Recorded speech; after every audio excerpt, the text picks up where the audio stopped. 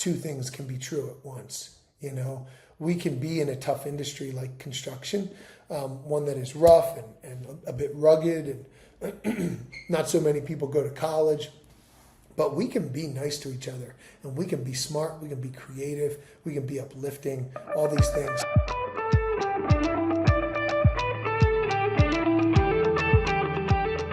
Hi everyone, welcome back to another episode of the Built Different podcast. My name is Eric Tilghman, your host and the CEO of Tilghman Builders. We're based out of Hatboro, Pennsylvania, and we're a family business, been in business for over 40 years.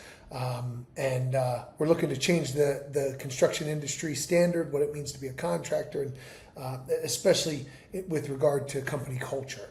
And so really, I like today's episode. This is going to be pretty sweet. It's going to be something different for you guys. But everyone has a culture, right? Good or bad. I've talked about township buildings. They certainly have a culture. Tech companies or food stores or Chick-fil-A, Starbucks. Everybody's got a culture. Whether it's good or bad, the culture exists. Anyway, today I want to obviously dig more into culture. That's what we do on this podcast, trying to convince other contractors and really any industry leaders or even team leaders to just focus on company culture, focus on relationships, focus on accountability and, what we do here, how we do it. How do we behave? How do we treat each other? And so that's the goal of the podcast. So, 40 years, probably 45, 46, 47, 48 years. 1982 was when the company started. And so we always had a culture, obviously, because there was always more than one person in the company. And I lived within the company for many, many years. And it was good. It was fine.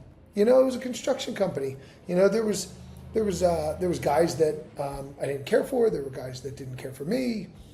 Pretty normal, cliques form, and these couple guys don't like that guy, and nobody likes that guy.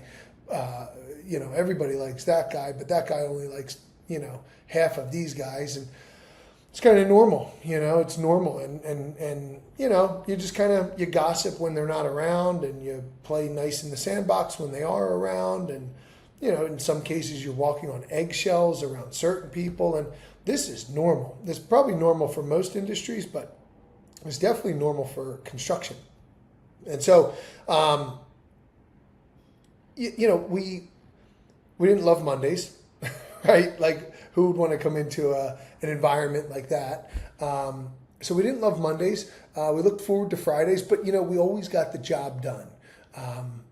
And we had fun, and I think a big part of construction, a big part of really any culture, and I think any healthy culture is joking around, messing around with each other, teasing each other. But first, there has to be a bridge of love first, right? If I don't talk to a friend of mine for a year, and then I send him a text message that is, busting on him, that's not great. Right?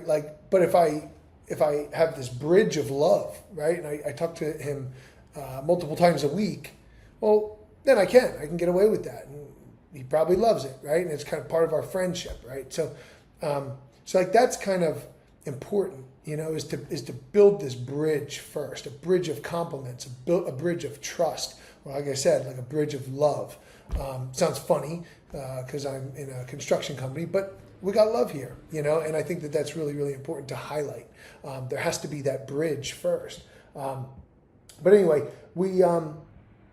I always just thought, like, what could we achieve, if we all got along, if we all shared a common mission, if we never hired like a bad egg just because he was a really skilled carpenter. We've hired a ton of them.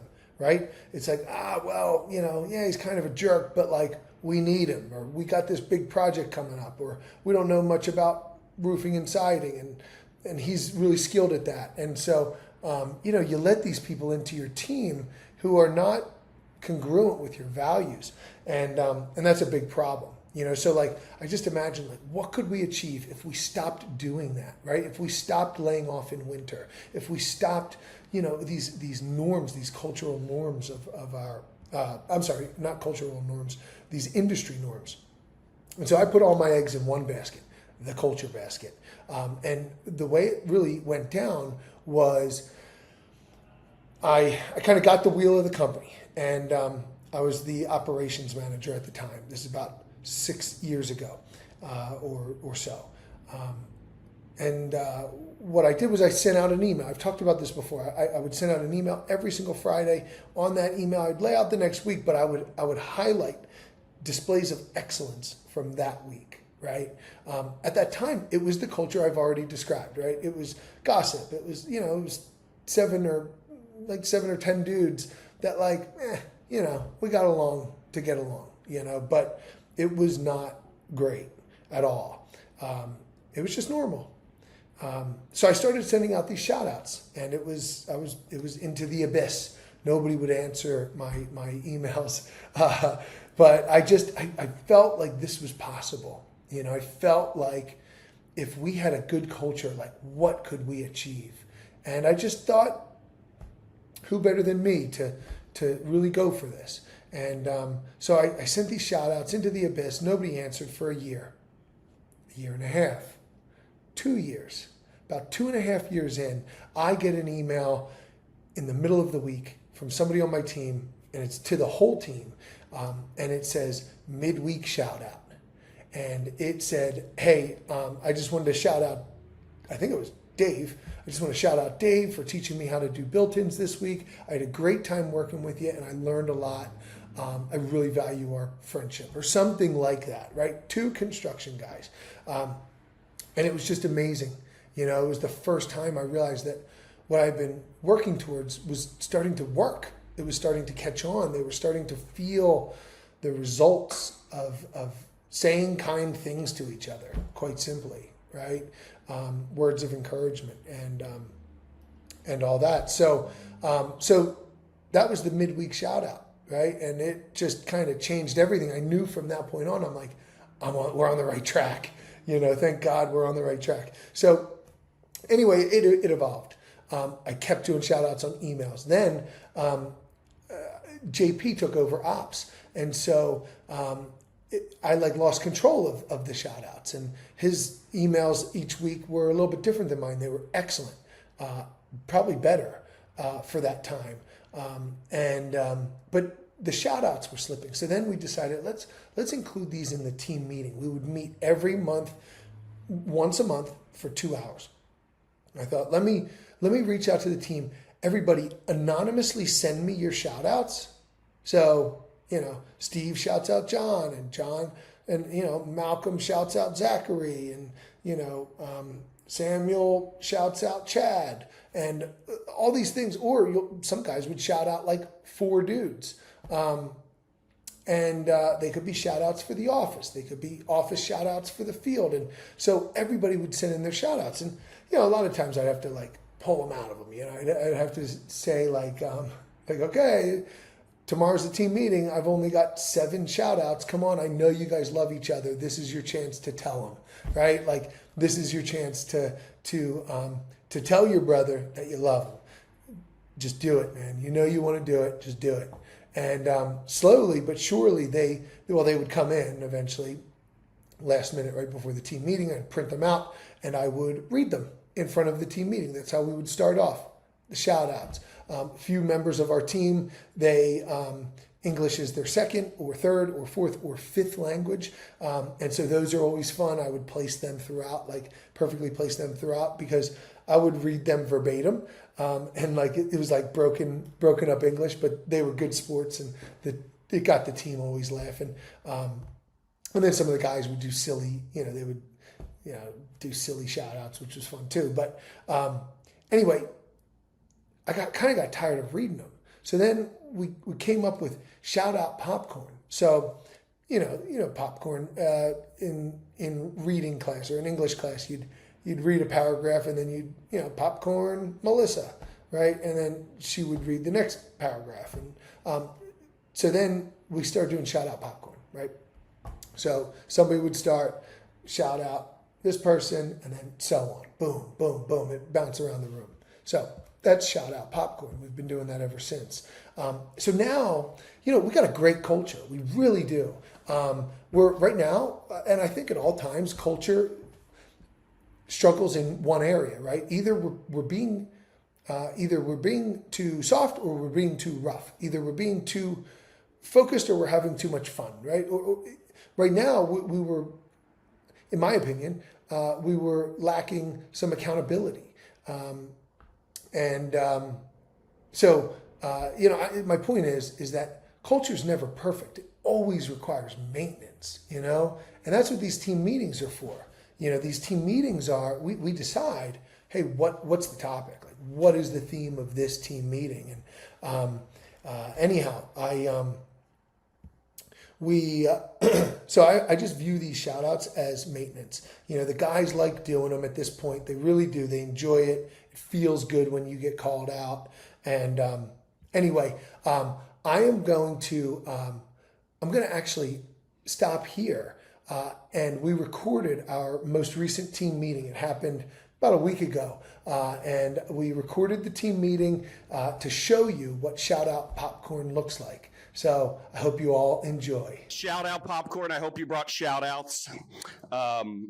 We basically we started doing this, 3 years ago? I think we did it in the first team meeting that I ran in the office. And it's kind of become part of our culture, and we want to show it off a little bit, basically, because it's cool and it's different, and I don't think a lot of construction companies do it. But it wouldn't be shout out popcorn without the popcorn. My shout out is for Steve. When we took this barn project at Dickinson, I was worried about it because it's weird, and it's an old building, and we were kind of making our own plan for what we were doing. And I kind of expected a lot of problems and a lot of calls and a lot of figuring, and I don't think I've had to figure out one thing. Everything over there looks so sharp and so good. So shout out, Steve. Really nice job. Thank you. Good job, Steve. Thank you. A shout out to Bob for helping out a lot over there and being a man, the pump jack man. Great job, Bob, and everybody else who's helped out there. Shout out Bri for helping me through a couple of rough days that I was having. So I greatly appreciate your having my back. Amen. Appreciate it. Oh, man. Joe C in here on popcorn. Joe C, up and coming young guy. You know what I mean? Oh, you on the job site? Oh, all right. Well, anyway, we like what he's doing. He's making progress. Let's help him out. All right. Mm-hmm. You got to shout out someone else. So you can throw it. Well, shout out to the new guy, right? Let's hear it. Here you go, popcorn. Here you go. I'm gonna give a shout out to Kevin. Kevin, I learned a lot from my first couple of days. Thank you for that. What'd you learn? Cutting rafters. All right. Nice. Shout out Kevin. Shout out Kevin. I would shout out Joe C, but let's see. I guess Derek. He came in and came through, and he did a little walkthrough and gave us some points and tips on what to do next. And I think he's a great addition to definitely the company, and he knows a lot. So, shout out to Derek. Who's going to be easy prey? I'm going to have to shout out Savla on this one. He's going to love it. He seems to be the hardest guy to get back out of a job because clients just seem to want to keep him as their own and keep him busy. And I haven't heard a single thing about him, so that's why I'm shouting him. I'm gonna shout out Dave, because Dave called me on Holderbach a few times, but I would say every time Dave called me, about an issue he was having. He had solutions, and it wasn't just a hey, what's going on here? It was like, hey, I ran into this issue, and it's good checking in with somebody who knows as much as Dave does. But I think that reflects a lot of the leads here. They usually don't just call me and ask me to solve issues for them. They usually kind of have stuff figured out already, which is cool. And like Khalif is saying, we don't really interact with you guys a whole lot, except, watching you on company cam build these houses and additions, and, it's looking good. So shout out Dave. Popcorn Dave.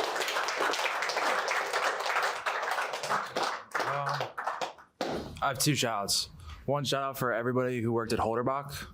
The customer loves us, and we'll definitely be back to do their kitchen.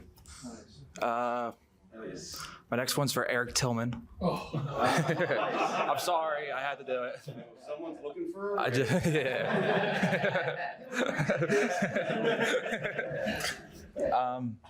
seeing how many people are here, and Eric's like the only salesman.